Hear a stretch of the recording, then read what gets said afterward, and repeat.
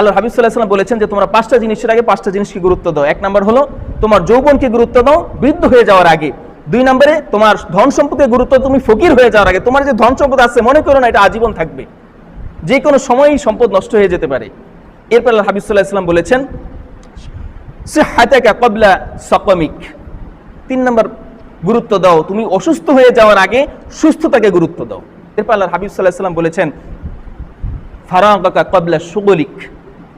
তুমি ব্যস্ত হয়ে যাওয়ার আগে তোমার যে অবসর সময়টা আছে, ফ্রি সময় আছে, এই সময়টাকে কাজে লাগাও। যৌবনে আমরা বাবা মার সংসারে থাকি, বাবা মা খাওয়ায়, আমরা খাই আর ঘুমাই। অনেককে পড়াশোনা করতে দিলে বাচ্চাদেরকে ওরা পড়াশোনা করে মাদ্রাসায় যায়, প্রতিষ্ঠানে যায়, স্কুলে কলেজে যায়, আর বাসায় এসে সারাদিন ফ্রি ফায়ার, পাবজি, গেম এগুলাই চলে।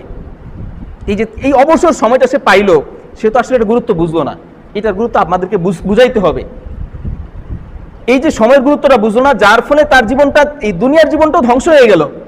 দুনিয়ার পড়াশোনা বা কোনো অভিজ্ঞতা যোগ্যতা অর্জন করতে না পারার কারণে সে তার জীবনটা দুনিয়াতেও শেষ হয়ে গেল, আর আখিরাতেও সেই এই যে তার যৌবনটাকে অবহেলা নষ্ট করলে এর জন্য প্রশ্নের সম্মুখীন হবে, তাকে হিসাব দিতে হবে প্রত্যেকটা সময়ের। তো এই যে যৌবনটা যে এই ব্যয় অকাজে ব্যয় করলো, সে একসময় বড় হবে না?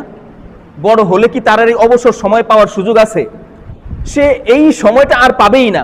সে চাকরি বাকরি করবে, ব্যবসা বাণিজ্যে যাবে, সেখান থেকে এসে বিয়ে শাদী করবে, সন্তানাদি হবে, তাদের লালন পালন, তাদের ব্যস্ততা, পরিবারকে গুছানো, ঘর বাড়ি করা, জমি জমা কেনা, হ্যাঁ, তারপরে বাগান ঘাট এগুলোর দেখাশোনা করা, ব্যবসা বাণিজ্যে দেখাশোনা করা। এই যে ব্যস্ততা, একটার পর একটা ব্যস্ততা আসতেই থাকবে। সময় চাইলেও সে আর বের করতে পারবে না, চাইলেও সে অবসর সময়কে রেস্ট নেওয়ার সময় পাবে না। এই জন্য আল্লাহ হাবিব সাল্লাল্লাহু আলাইহি ওয়াসাল্লাম বলেছেন যে তোমাদের ব্যস্ততা আসার আগে তোমরা তোমাদের অবসর সময়টাকে গুরুত্ব দাও, এটাকে কাজে লাগাও, ন্যাক অর্জন করো, ভালো কাজে লাগাও। আর সর্বশেষ আল্লাহ হাবিব সাল্লাল্লাহু আলাইহি ওয়াসাল্লাম বলেছেন হায়াতাকা ক্বাবলা মাউতিক। একদম চূড়ান্ত কথা, যে তোমার জীবনটাকে তুমি তো সময়ের গুরুত্ব দিলা না, যৌবনের গুরুত্ব দিলা না, প্রত্যেকটা মুহূর্তের গুরুত্ব দিলা না, তবে একটা জিনিসের গুরুত্ব দাও, তোমার হায়াতের গুরুত্ব দাও মওতের আগে। তোমার মৃত্যু চলে আসবে যে কোনো সময়, এটাকে নির্ধারিত। আসার সিরিয়াল আছে, বড় জন, তারপরে দ্বিতীয় মেজো জন, তারপরে সেজো, এরপরে ছোট, এইভাবে আসে। কিন্তু যাওয়ার সময় কি সিরিয়াল মেনটেন করে যায়? কেউ যায় না, সিরিয়াল ছাড়াই চলে যায়। বড় ভাই, দাদা বেঁচে আছে, নাতি চলে যায়, আছে না এরকম?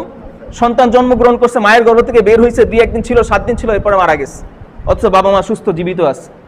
এই জন্য মৌত কখন আসবে, মৃত্যু কখন আসবে, এটা বলার সুযোগ নাই। আমাদের পরিবারে, আমাদের বংশে কত মানুষ চলে গেল, আমাদের বাড়িরই কত মানুষ চলে গেল, শিশুরা চলে গেল, পানিতে পড়ে কয়েকটা শিশু মারা গেল।